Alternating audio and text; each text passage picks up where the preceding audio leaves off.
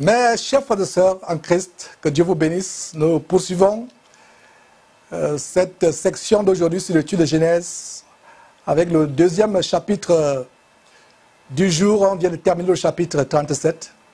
Vous êtes en direct en ce grand jour du samedi de l'an de grâce 2019, plus précisément le 23 février. Nous sommes au chapitre 38. Le chapitre 38 est une parenthèse entre le chapitre 37 et le chapitre 39. Donc le chapitre 38, je reprends, est une parenthèse entre le chapitre 37 et le chapitre 38. C'est une petite pause dans la vie de Joseph. Donc on a commencé à voir la vie de Joseph au chapitre 37. La vie de Joseph va poursuivre au chapitre 39. Mais il y a une pause à ce niveau, chapitre 38, pour examiner un terrible aspect de la vie débauchée de Judas, qui contraste grandement avec la vie pieuse et pure de Joseph, qu'on va poursuivre au chapitre 39. Ce sera une bonne occasion de comparer la vie de Joseph à celle de son frère aîné Judas. Donc il y a des choses qu'on peut apprendre sur la postérité de Judas en relation avec Jésus-Christ, comment Jésus-Christ lui-même sera issu de Judas plus tard, mais de manière tellement abominable comme on va voir. N'oubliez pas que Jésus-Christ est aussi appelé le lion de la tribu de Judas. Donc voilà une bonne parenthèse, ce n'est pas par hasard, vous voyez le plan de Dieu en établissant ces choses, comment le Saint-Esprit règle même le positionnement des chapitres. Donc on a commencé à voir la vie de Joseph au chapitre 37 et il y a une grande parenthèse qui montre comment, à l'opposé de Joseph qui est tellement pieux, qui se souciait de conserver sa pureté sur le plan sexuel, Judas était un grand débauché, fréquentant les prostituées comme on va voir. Vous voyez, ce n'est pas par hasard. C'est pour nous préparer à bien apprécier l'intégrité de Joseph. Mes frères et sœurs, la parole de Dieu est merveilleuse. Donc, chapitre 33, non, chapitre 38, mes frères et sœurs, ne frémissez pas. Nous voulons tellement terminer Genèse, non, je suis en train de vous ramener en arrière, non, c'est plutôt le chapitre 38. Verset 1. En ce temps-là, Judas s'éloigna de ses frères et se retira vers un homme d'Adullam nommé Hira. Verset 2. Là, Judas vit la fille d'un Cananéen nommé Shua et il l'a pris pour femme et alla vers elle. Ça veut dire que l'a connue sexuellement. Donc, comme je l'ai annoncé, il y a une distinction entre Joseph et Judas. On peut voir comment le Saint-Esprit, comme je l'ai dit, a mis ce chapitre 38 et les ténèbres terribles que ce chapitre contient avec la vie débauchée de Judas pour bien accentuer la lumière qui brille avec Joseph au chapitre 39. La vie pieuse de Joseph, la vie intègre de Joseph. Et en contraste, Judas a une vie débauchée, sexuellement parlant. Et on voit comment Judas, pourtant, n'était pas pauvre ou esclave comme Joseph. Il était riche, il était propriétaire de bétail, il n'était pas en esclavage, il était un homme libre, riche. Mais on voit comment il va épouser une Cananéenne, une femme impie, et comment également il va s'attacher à un homme impie, débauché comme lui, un adulamite, c'est-à-dire qu'un homme d'Adulam, de la ville d'Adulam, qui s'appelle Hira. Et mes frères, voilà ce qui arrive quand nous fréquentons les hommes impies, mondains, débauchés, qui ne font aucun cas de Dieu, qui ne craignent pas Dieu. Quand nous le faisons, nous nous exposons à toutes sortes de tentations, à toutes sortes de séductions, comme on le verra avec le cas de Judas. D'ailleurs, 1 Corinthiens, chapitre 15, verset 33, ne nous dit-il pas que les mauvaises compagnies corrompent les bonnes mœurs? Notez ce verset en passant, 1 Corinthiens, chapitre 15, verset 33, un verset à mémoriser, à mettre en pratique, qui dit « Ne vous y trompez pas, les mauvaises compagnies corrompent les bonnes mœurs. » Donc on voit comment Judas sera corrompu par cet homme adulamite. Et nous avons aussi 2 Corinthiens chapitre 6, versets 14 et 15, qui va dans le même sens, qui dit « Ne vous mettez pas avec les infidèles sous un joug étranger, car quel rapport y a-t-il entre la justice et l'iniquité? L'iniquité. Ou qu'y a-t-il de commun entre la lumière et les ténèbres ?» Verset 15. « Quel accord y a-t-il entre Christ et Bélial? Quelle part a le fidèle avec l'infidèle ?» Donc voilà comment Judas, qui fait partie du peuple élu de Dieu, qui se lie d'amitié avec un homme impie. Notez très très bien ce que dit le verset, ce verset 2. C'est plutôt ce verset 1. Notez très bien ce que dit le verset 1. Le verset 1 déclare « Judas s'éloigna de ses frères. » Il y a un grand enseignement sur le fait que Judas fit quoi? Il s'éloigna de ses frères pour se retirer vers un adulamite, un homme de mauvaise vie. Et ça a une application aujourd'hui, mes frères et sœurs, le fait que Judas s'éloigne de ses frères, parce que c'est terrible, terrible quand nous abandonnons la communion avec les vrais frères et sœurs en Christ pour nous lier d'amitié, pour nous attacher à des adulamites, des personnes mondaines qui ne craignent pas Dieu. Et il y a beaucoup de descendants de Judas dans les milieux chrétiens aujourd'hui qui abandonnent leurs frères en Christ, leurs sœurs en Christ, pour s'attacher plutôt avec pour s'affectionner aux adulamites, pour s'attacher aux adulamites. Et on verra comment l'attachement de Judas à cet adulamite reflète tout simplement l'attitude que Judas avait à l'égard de Dieu. N'oubliez pas que Judas haïssait son frère Joseph. Et c'est lui qui est derrière la vente de Joseph.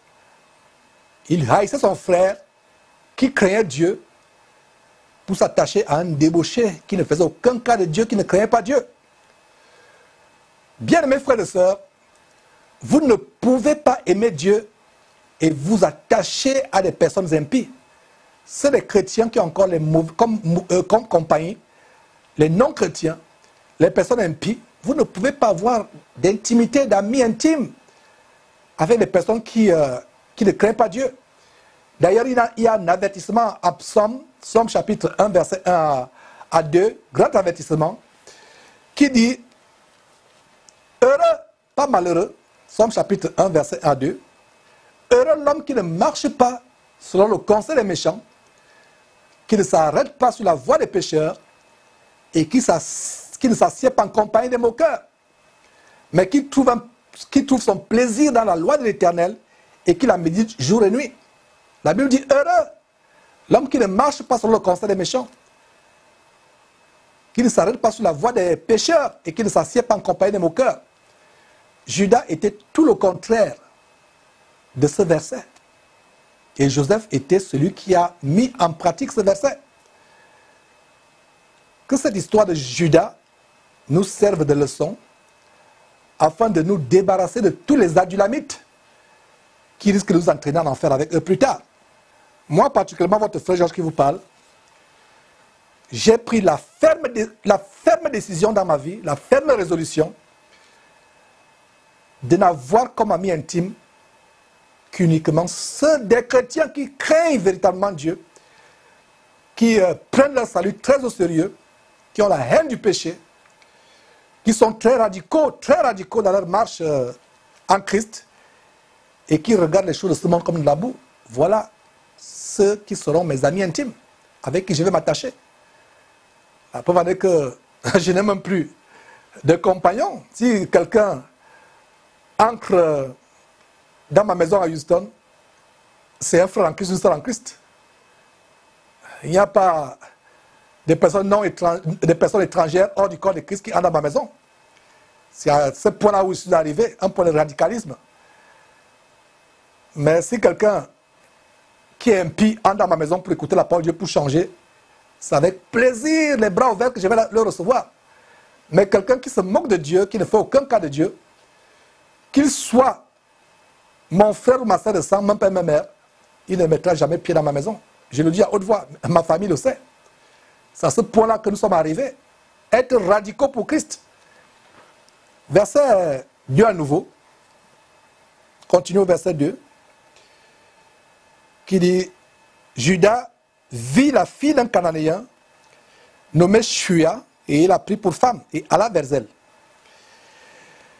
Verset 3, elle devint enceinte et enfanta un fils qu'elle appela Er. Verset 4, elle devint encore enceinte et enfanta un fils qu'elle appela Onan. Elle enfanta de nouveau un fils qu'elle appela Shelah. Donc il y avait 3 fils avec cette femme cananéenne qui s'appelait Shua. Le premier était Er, le deuxième Onan et le troisième Shelah. Judas était à Zib quand elle enfanta. Verset 6. Judas prit pour Er, son premier-né, une femme nommée Tamar. C'est là où l'histoire commence à être très très intéressante. Verset 7. Er, premier-né de Judas, était méchant aux yeux de l'Éternel, et l'Éternel le fit mourir. Mes frères et sœurs, il y a quelque chose qui me surprend au verset 7, au cas où vous ne l'avez pas vu. Judas lui-même était un homme méchant, comme on l'a vu et comme on le verra encore davantage par la suite. Mais Dieu ne l'a pas fait mourir. Donc, quel pouvait être le degré de méchanceté d'Er au point d'être tué par Dieu, alors que son père lui-même, qui est méchant aussi, n'est pas tué? Quel pouvait être ce degré de méchanceté? Il y a un adage humain qui dit tel père, tel fils. Mais ici, on voit comment le fils surpasse le père en méchanceté au point où Dieu laisse vivre le père qui est méchant, mais tue le fils. Est-ce que vous voyez, mes frères et sœurs? Ne lisons pas vite la parole de Dieu. Prenons le temps pour examiner tous les détails. Il a dit que Dieu le fit mourir. Judas lui-même est méchant. Judas a vendu Joseph. Judas va commettre des choses terribles comme on va voir par la suite. Mais lui ne meurt pas. Vous allez me dire peut-être parce qu'il y avait un plan de Dieu pour sa vie. C'est vrai. Mais ce que dit n'est pas écarté. Dieu est souverain. Il n'a pas besoin de la vie de Judas pour établir son plan. Il peut établir son plan comme bon lui semble. Voilà donc un père qui est méchant, que Dieu ne fait pas mourir. Mais Dieu fait mourir son fils Er qui est méchant. Ça veut dire que le degré de méchanceté de Judas pouvait paraître comme de la bonté comparée au degré de méchanceté de son fils Er que Dieu a fait tuer. Verset 8. Verset 8. Alors Judas dit à Onan, après la mort d'Er que Dieu avait fait tuer à cause de sa méchanceté, verset 8. Alors Judas dit à Onan, va vers la femme de ton frère, prends-la comme beau-frère et suscite une postérité à ton frère. Verset 9. Onan, sachant que cette postérité ne serait pas lui, se souillait à terre lorsqu'il allait vers la femme de son frère, afin de ne pas donner de postérité à son frère. Verset 10. Ce qu'il faisait déplut à l'Éternel, qui le fit aussi mourir. Et je vais ouvrir une petite parenthèse que je vais fermer très rapidement en disant que notez très bien que Dieu ne fit pas mourir Onan parce qu'Onan se souillait par terre quand il allait vers sa belle-sœur Tamar. Mais bien plus tôt, Dieu a fait mourir Onan parce qu'Onan ne voulait pas donner de postérité à son frère. Donc Dieu ne punit pas l'acte de se souiller par terre, mais Dieu punit plutôt l'intention dans la terre d'Onan en posant cet acte. Et quelle était l'intention? De ne pas donner de postérité à son frère Er. Fermons rapidement cette parenthèse et continuons au verset 11. Alors Judas dit à Tamar, sa belle-fille, Judas dit à Tamar, sa belle-fille, demeure veuve dans la maison de ton père jusqu'à ce que Sheila, mon fils, soit grand. Il parlait ainsi dans la crainte que Sheila ne mourût comme les frères. Certainement, il s'est dit, cette femme doit avoir la malédiction. Les deux aînés sont morts, Onan tour à tour. Il ne faut pas que Sheila, le seul fils qui me reste, meure. Donc, verset 11, on continue. Il parlait ainsi dans la crainte que Sheila ne mourût comme ses frères. Tamar s'en alla et elle habita dans la maison de son père. Donc, Tamar était toujours attachée à la famille de Judas, mais Judas avait usé de ruse. Verset 12. Les jours s'écoulèrent et la fille de Shua, femme de Judas, mourut. Lorsque Judas fut consolé, il monta à Timna vers ceux qui tondaient ses brebis, lui et son ami Adulamite, Hira, très attaché à Hira, inséparable. Et c'est par lui que le malheur arrivera. Inséparable. Les mauvaises compagnies corrompent les bonnes mœurs. Soyez inséparables avec ceux qui craignent Dieu. Ne soyez pas un pied en Christ, un pied avec les mauvaises fréquentations des gens qui ne craignent pas Dieu, qui vivent selon le monde. Il veut vous entraîner en enfer plus tard. Donc voilà, il sera avec son ami Adulamite à Timna, vers ceux qui tondaient ses brebis. Donc c'est un homme important. Verset 13. On en informa Tamar et on lui dit, voici ton beau-père qui monte à Timna pour tondre ses brebis. Alors, elle ôta ses habits de veuve, dont la pratique à l'époque, c'était que les femmes portent les habits de veuve, et voilà le verset qui nous le montre, verset 14. Alors, elle ôta ses habits de veuve, elle se couvrit d'un voile et s'enveloppa. Et elle s'assit à l'entrée des Naïm, sur le chemin de Timna, car elle voyait que Sheba était devenu grand, et qu'elle ne lui était point donnée pour femme. On dit souvent, un malin est demi, un adage humain. Voilà Judas qui pensait être plus rusé, voulant préserver son fils de la malédiction, qui pensait être une malédiction venant de la part de Tamar. Il pensait être rusé. Voilà comment Tamar sera encore beaucoup plus rusé. Et le verset 15 nous montre la vraie nature. Le verset 15 et suivant d'ailleurs nous montre la vraie nature de Judas. Et c'est que son ami, lui, avait l'habitude de faire. Verset 15. Judas la vit et l'a pris pour une prostituée parce qu'elle avait couvert son visage. Les prostituées à l'époque couvraient leur visage, mais aujourd'hui, même dans les églises, il y a des personnes qui sont habillées plus que les prostituées qui ne couvrent même pas leur visage. Vous voyez à quel point on est arrivé. Les prostituées au temps de Judas avaient comme la pudeur, se couvrir le visage, pour qu'on ne voit pas la nudité, pour qu'on ne sache pas qu'elles sont prostituées. Mais ces personnes, et même toi qui me suis, soi-disant sœur en Christ, qui va dimanche dans ces camps de concentration, ces bordels évangéliques, ces maisons de joie, t'habillant comme une prostituée, montant tes cuisses, tes fesses, montant toutes les courbes de ton corps, tu es pire que la prostituée que Tamar a voulu être en une journée. Et toutes les autres prostituées vers qui allaient Judas et son ami Adulamite. Tu es pire. Il est temps pour toi de te repentir, de changer de vie et de devenir véritablement chrétienne, de sortir de ces camps de concentration, de venir à Christ Jésus. Donc, verset 15, Judas la vit et l'a pris pour une prostituée parce qu'elle avait couvert son visage. Pas les prostituées qui n'ont pas honte de... Elle laisse le visage ouvert avec toutes sortes de peintures, peinture sur les paupières, peinture sur les lèvres, peinture sur les joues. Terrible. Verset 16. Il aborda sur le chemin et dit, laisse-moi aller vers toi, car il ne connut pas que c'était sa belle-fille. Et elle dit, c'est elle qui dit, que me donneras-tu pour venir vers moi? Verset 17, il répondit, j'enverrai un chevreau de mon troupeau. Et elle dit, me donneras-tu un gage jusqu'à ce que tu l'envoies? Quelle transaction? une prostituée qui se laisse payer, acheter par un chevreau. Et comme le chevreau n'est pas disponible, elle demande un gage. Terrible, mes frères et sœurs. Verset 18, il répondit, quel gage te donnerai-je? Elle dit, ton cachet, ton cordon et le bâton que tu as à la main.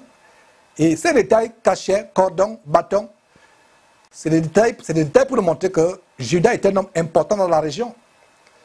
Un homme, une personnalité importante dans la région. Et donc nous voyons la très grande ruse de cette femme qui se passe pour une prostituée qui a pris Judas à son propre piège. Et comme Judas avait l'habitude de fréquenter les prostituées avec la complicité de son ami Adulamite, il va tomber dans un terrible piège en commettant quelque chose d'abominable avec sa belle-fille, l'inceste. Donc le verset 18 termine en disant, Judas les lui donna, puis il alla vers elle. Ça veut dire qu'ils ont fait leur saloperie. Et elle devint enceinte de lui. Donc elle n'a pas choisi n'importe quel moment. Elle a choisi le bon moment. Elle devint enceinte de lui. Verset 19. Elle se leva et s'en alla. Elle ôta son voile et remit ses habits de veuve. Verset 20. Judas envoya le chevreau, très bon payeur, il n'oublie pas sa dette. Judas envoya le chevreau, pas son ami l'Adulamite, toujours l'Adulamite à côté, pour retirer le gage des mains de la femme. Mais il ne trouva point. Donc voilà la preuve que l'Adulamite et Judas étaient de très bons complices dans la fréquentation des prostituées. Très bon, il le faisait. Mes frères et sœurs, toi chrétien qui peut-être marchais fidèle dans la voie du Seigneur par le passé, à cause des mauvaises compagnies, tu te retrouves en train de refaire encore la prostitution. Tu te retrouves en train de faire les mauvaises choses. Sépare-toi de ces mauvaises compagnies, mon frère, ma soeur, et reviens à Christ Jésus pendant qu'il est temps. Verset 21, Judas interrogea les gens du lieu en disant, où est cette prostituée qui se tenait à Énaïm sur le chemin? Ils répondirent, il n'y a point eu ici de prostituée. Verset 22,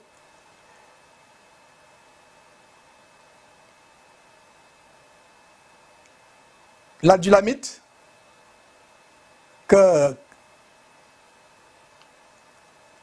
Judas va envoyer avec le chevreau, retournant près de son ami, son complice Judas, et lui dit, je ne l'ai pas trouvé. Et même les gens du lieu m'ont dit, il n'y a point eu ici de prostituée. Verset 23, Judas dit, qu'elle garde ce qu'elle a, ne nous exposons pas au mépris. Pourtant, quand ils allaient faire la prostitution, ils ne savaient pas que c'était un objet de mépris. Mais le valait la peine d'être découvert. Certainement, son cordon, son cachet, son bâton pouvaient être reconnus par les gens. Ils devaient dire, ah tiens, c'est pas le bâton, c'est pas le cachet de Judas. Donc, il le faisait en cachette. Donc, voilà comment il dit à son ami, elle peut garder ces choses, ne nous exposons pas au mépris. Voici, j'ai envoyé ce chevreau et tu ne l'as pas trouvé. Verset 24, environ 3 mois après, on va dire à Judas, Tamar, ta belle-fille, s'est prostituée. Et même la voilà enceinte à la suite de sa prostitution. Et Judas dit, faites-la sortir et qu'elle soit brûlée. Mes frères et sœurs, ouvrons une parenthèse à ce niveau, où nous voyons un détail de la nature humaine que nous tous avons hérité d'Adam, notre ancêtre à tous. Nous pouvons être très durs envers d'autres personnes qui ont péché, mais pas envers nous-mêmes, quand nous commettons le même péché. Et si nous nous jugeons nous-mêmes, nous verrions que nous sommes pires que les autres, que nous sommes sur le point de crucifier, de lapider. Judas était sur le point de brûler sa belle-fille, mes frères et sœurs, comme on le voit ici, tout en oubliant que lui-même fréquente les prostituées. Et voilà comment il sera tourné en dérision publiquement par cette femme. Donc le Saint-Esprit nous m'en garde, mes frères et sœurs, ici, dans cette histoire. Donc toi qui juges les autres, tu ne te juges pas toi-même.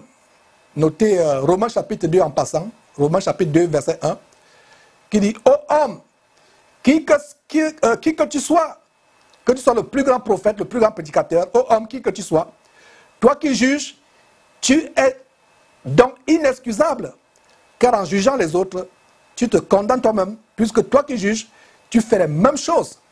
Donc, nous devons juger ce qui ne marche pas droit selon l'évangile de Dieu, mais nous devons faire attention en jugeant les autres, ne pas faire les mêmes choses. Il y a une manière biblique de juger. Il y a une manière biblique de juger. Le Seigneur Jésus n'a pas interdit de juger. Il dit, si toi qui as une poudre dans ton œil, plantée dans ton œil, mais tu vois la paille qui est dans l'œil de l'autre, enlève d'abord ta poudre et ensuite tu vas dire à ton prochain d'enlever la paille qui est dans ses yeux.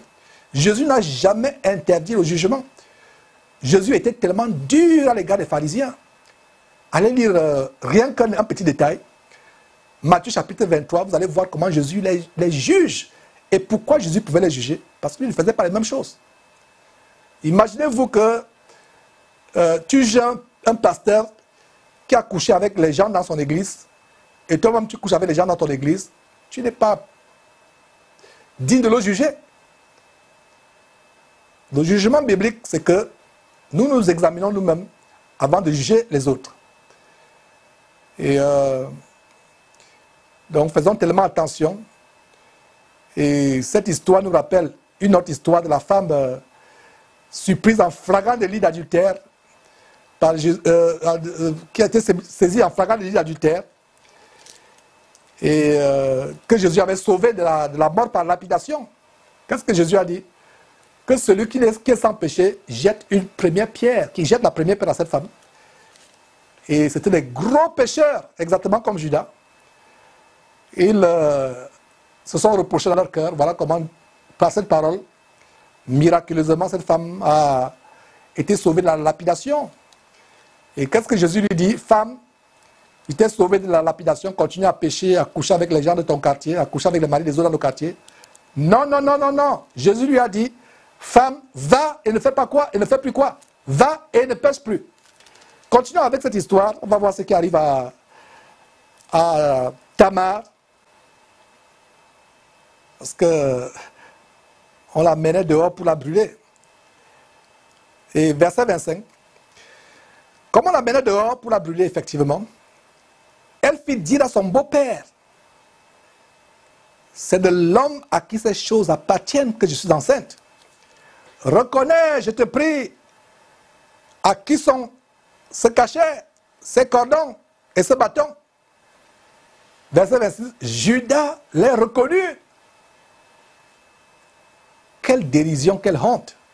Judas les reconnut et dit, elle est moins coupable que moi, puisque je ne l'ai pas donnée à Sheila, mon fils, et il ne l'a connue plus. Il ne l'a connue plus. Il s'est souillé, c'était déjà trop tard. C'est comme s'il avait couché avec sa propre fille, parce que si vous couchez avec votre belle-fille, c'est comme si vous avez couché avec votre propre fille à vous. C'est de l'inceste. Voilà une erreur tellement grave. Et Judas ne se confesse pas ici en disant que je suis coupable, je suis moins coupable, je suis plus coupable qu'elle parce que je suis allé vers les prostituées. Non. Il dit, je ne l'ai pas donné à Sheila. Est-ce que c'est parce que Judas ne l'a pas donné à Sheila qu'il se retrouve enceinte de lui? Pas du tout. C'est parce qu'il fréquentait les prostituées. Vous voyez comment il détourne la chose.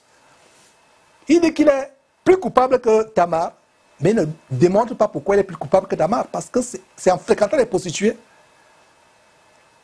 qu'il s'est trouvé en train de faire l'inceste, mes frères et sœurs. Regardez où le péché peut nous entraîner. Quelle aurait bien pu être la conscience de Judas le restant de ses jours sur terre, sachant qu'il a commis l'impossible, l'abomination, en allant avec sa belle-fille, sa fille. Oh, mes frères, terrible. Donc il n'a connu plus. Très bonne chose. C'était une abomination en Israël à ce temps-là de faire de telles choses. Aujourd'hui, c'est OK. Il y a même des législations qui encouragent de plus en plus l'inceste. Nous vivons la fin des temps. Mais au temps de Judas, c'était terrible. Il n'a connu plus. Verset 27. Quand elle fut au moment d'accoucher, voici, il y avait 2 jumeaux dans son ventre. Verset 28. Et pendant l'accouchement, il y en eut un qui présentait la main. La sage femme l'a pris et y attacha un fil cramoisi, en disant, celui-ci sort le premier. Verset 29. Mais il retira la main et son frère sortit. Alors la sage femme dit, quelle brèche as-tu faite? Et elle lui donna le nom de Pérez. Verset 30. Ensuite sortit son frère qui avait à la main le fil cramoisi, et on lui donna le nom de Zérak.